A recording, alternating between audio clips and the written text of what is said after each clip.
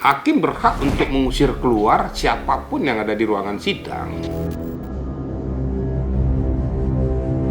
Majelis hakim bisa saja mengambil tindakan untuk melarang orang-orang tertentu mengikuti sidang. Saudara Rasman dan rekan-rekannya melanggar pasal 217 KUHP. Kenapa Rasman Nasution sampai melakukan tindakan seperti itu? Ini kan kemungkinan besar ada unsur dendam pribadi.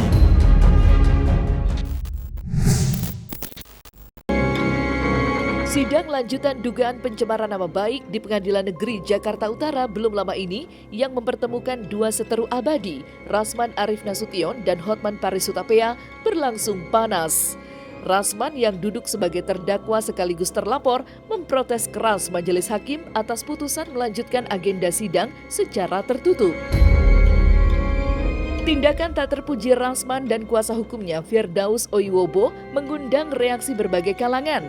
Tidak terkecuali sejumlah advokat yang mengaku prihatin atas apa yang dipertontonkan Rasman dan kuasa hukumnya di sidang peradilan kemarin.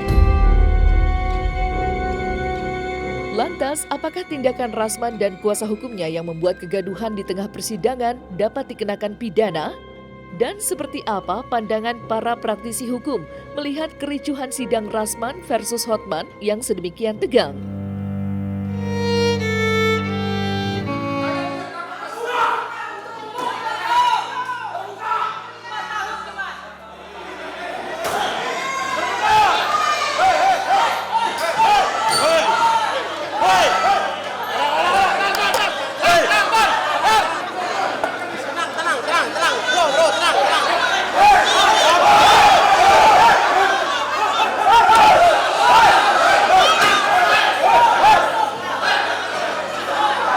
Pendapat hukum tentang suatu peristiwa yang terjadi di Pengadilan Jakarta Utara gitu ya, yang mana pada saat persidangan Rasman Nasution yang didudukkan sebagai terdakwa dan pelapornya adalah Hotman Paris Hutapea.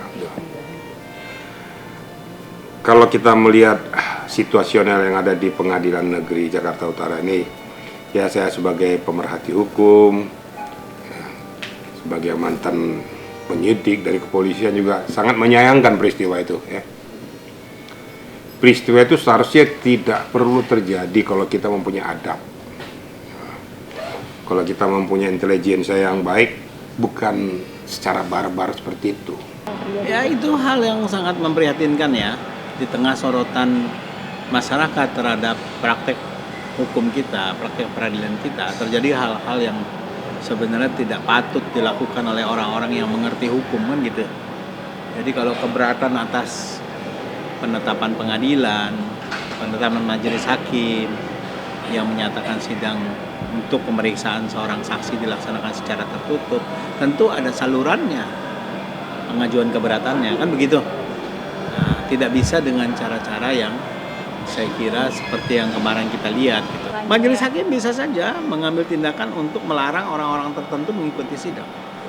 Ya, orang-orang yang nyata-nyata telah membuat kegaduhan kemarin misalnya, bisa saja dia dilarang untuk mengikuti sidang kan begitu. Atau bahkan mungkin ketua pengadilan bisa mengeluarkan penetapan yang menyatakan bahwa persidangan dilakukan secara steril tanpa pengunjung.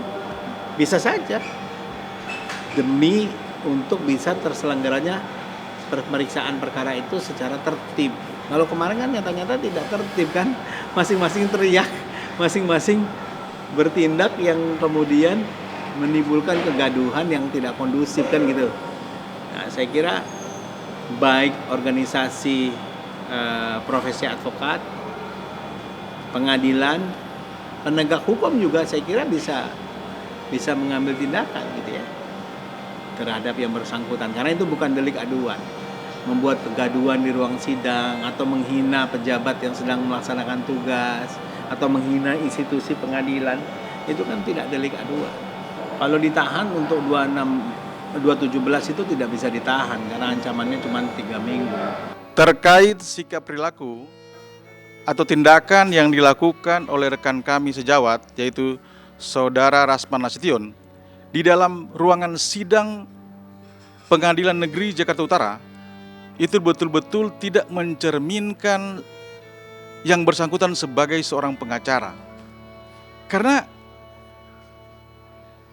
di dalam sidang tersebut ketika ada seorang pengacara, walaupun dia sebagai terdakwa, tapi Saudara Rasman juga adalah sebagai seorang pengacara. Lalu kemudian melakukan tindakan-tindakan yang tidak terpuji. Nah, ini jelas melanggar kode etik advokat dan juga melanggar pasal 218 KUHP. Dan juga ini bisa diduga Saudara Rasman dan rekan-rekannya melanggar pasal 217 KUHP. Ada salah satu seorang pengacara atau kuasa hukumnya Rasman Nasution naik ke atas meja, kemudian menginjak meja, dan meja tersebut berada di dalam ruangan persidangan. Ini betul-betul tindakan yang sangat-sangat tidak terpuji.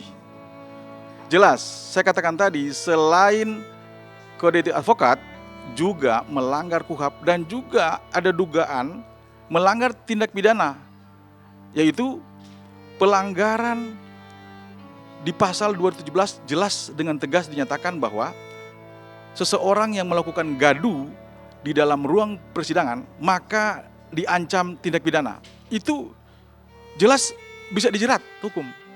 Tentunya ini memang kita kembalikan kepada pihak pengadilan Jakarta Utara, terutama ketua pengadilan, apakah mereka akan melakukan tindakan tegas terhadap Saudara Rasman dan kawan-kawan. Kemudian salah satu juga yang kita lihat bersama, seorang pengacara kemudian melakukan protes terhadap majelis hakim dengan cara naik ke atas meja, menginjak meja. Itu betul-betul sangat luar biasa. Saya katakan tadi tidak mencerminkan seorang pengacara. Ya, saya menanggapinya sederhana sajalah. Saya tidak memihak siapa atau siapa itu, tapi ini sebenarnya adalah cermin daripada tercederainya ya perilaku aparat penegak hukum kita. Ya, terutama tadi penyelenggara keadilan. Apalagi ini kan pengadilan itu kan adalah satu harapan daripada wilayah keadilan yang hakiki untuk diraih oleh setiap warga negara Indonesia. Tapi semua kan sebab itu mesti ada, ya, sebab akibat itu mesti ada. Tidaklah mungkin para lawyer ini juga tak punya yang namanya kode etik. Mereka juga punya yang namanya moralitas. Terus kemudian punya juga sekolah tentang bagaimana menggerakkan dirinya dalam ruang hukum itu sendiri. Apalagi ini kan dalam rangka proses penegakan hukum di ruang peradilan ini. Tapi secara manusia kita harus berpikir tidak boleh sempit. Kita harus melihat bahwa ada kalimat sebab akibat tadi, di mana adapun satu gerakan yang dilakukan oleh Rasman dan kawan-kawan itu berarti ada sebabnya, ya. Berarti dilihatnya mungkin ada ketidakprofesionalismenya daripada penyelenggara di dalam ruang peradilan itu sendiri. Untuk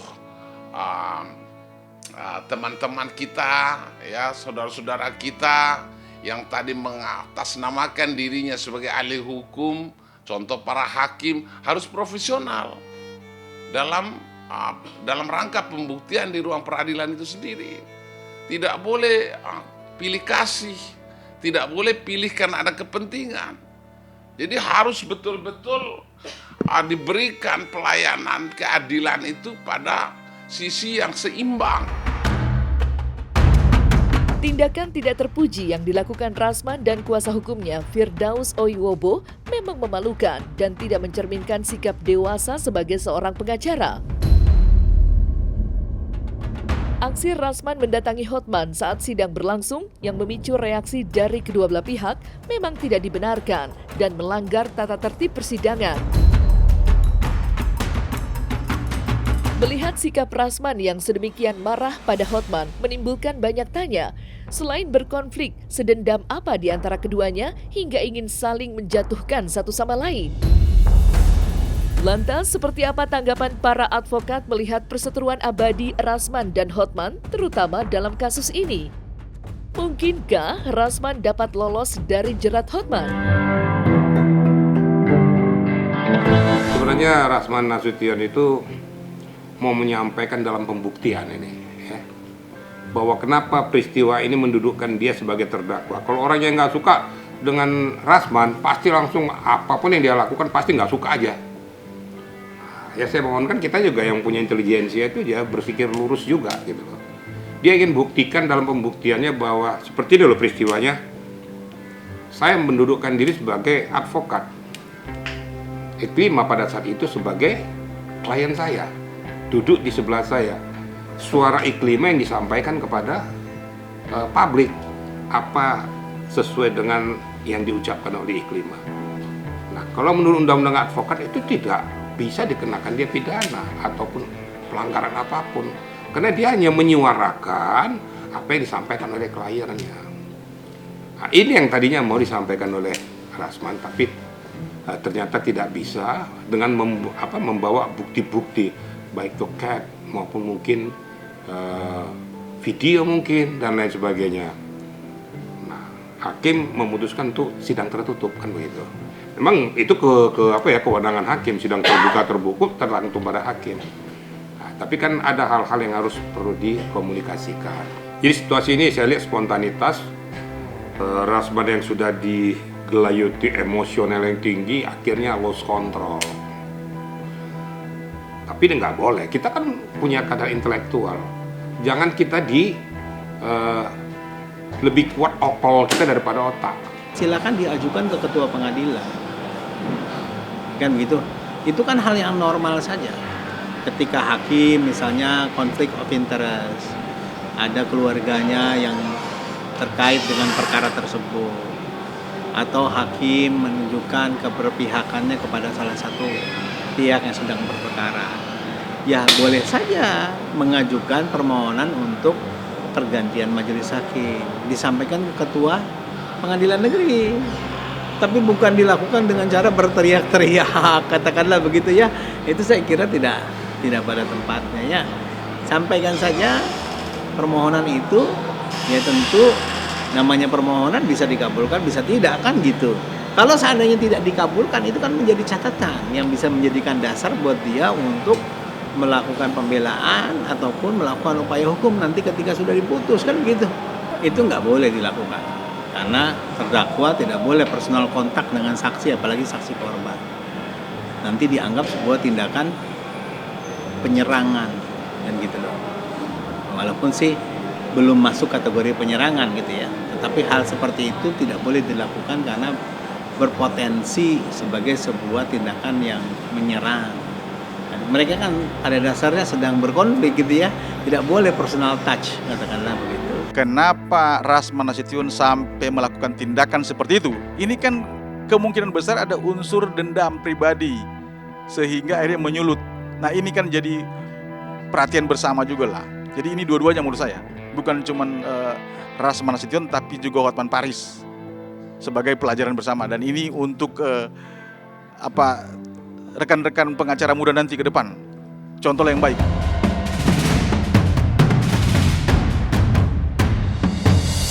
Kasus dugaan pencemaran nama baik yang dilaporkan Hotman atas terlapor Rasman memang sudah berlangsung panas, bahkan sebelum dipersidangkan. Keduanya kerap terlibat gesekan hingga saling serang satu sama lain.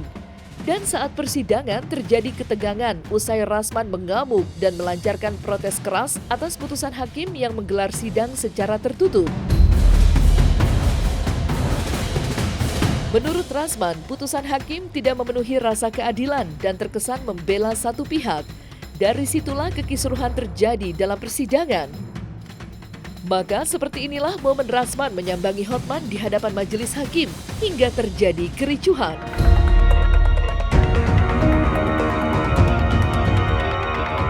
Sebentar, karena di bawah umur yang mulia. Baca, selain anak umur, kami sudah baca dan sudah menjadi ketetapan. Apa yang sudah kami ucapkan tidak akan kami tarik lagi. Silakan ajukan keberatan dalam nota pembela saudara atau saudara keberatan. Silakan sampaikan. Itu saja. Yang mulia, kami bukan takut hakim tidak adil. Kami sangat ingin hakim dan kami percaya akan berlaku. Itu adalah pertama kali dalam sejarah pengadilan Indonesia, dan tadi saya sudah kirim surat pengaduan ke Ketua Mahkamah Agung agar dia yang menginjak meja sidang itu dilarang untuk praktek sebagai pengacara di seluruh wilayah hukum Indonesia. Ketika kita melihat bahwa ketua majelis, anggota majelis tidak berjalan secara profesional dan netral. Jadi nggak usah kami dibentak-bentak ini itu, nggak ada. Ya. Yang kedua, kami minta wartawan bisa menyiarkan secara live semua persidangan ini. Yang ketiga, terbuka untuk umum. Kalau yang tiga ini tidak dipatuhi, kami tidak akan datang persidangan. Mau tangkap, tapi seluruhnya akan bereaksi. Dan kita tidak akan diam. Jadi hakim ini berwenang menentukan jalannya sidang. Jadi pimpinan atau penguasa terhadap persidangan adalah hakim. Jadi kalau hakim memutuskan sidang tertutup, tentunya sidang harus berjalan tertutup ya, karena hakim punya pertimbangan hukum, pertimbangan dalam persidangan di mana sidang harus tertutup. Iya, itu mencoreng persidangan yang resmi. Jadi itu kan sebenarnya belum diputus. Hakim main meninggalkan sidang aja kan, begitu. Tapi kita nggak tahu apakah hakim kemudian memutus ya udah kami seperti hakim pergi, atau karena ada keadaan darurat sehingga hakim langsung meninggalkan sidang tanpa memberikan putusan setelah ya. Begitu. Tapi yang jelas kalau ada pengacara naik ke meja dengan gaya-gaya preman, ya itulah ini disebut juga sebagai suatu perilaku yang nggak pantas. Nah, selesai sudah Cumi Lovers? Saksikan terus Cumi Camp In-Depth, kabar lengkap, mendalam, dan akurat dari narasumber terpercaya. Dan jangan lupa untuk like, subscribe, dan juga share channel YouTube Cumi Cumi.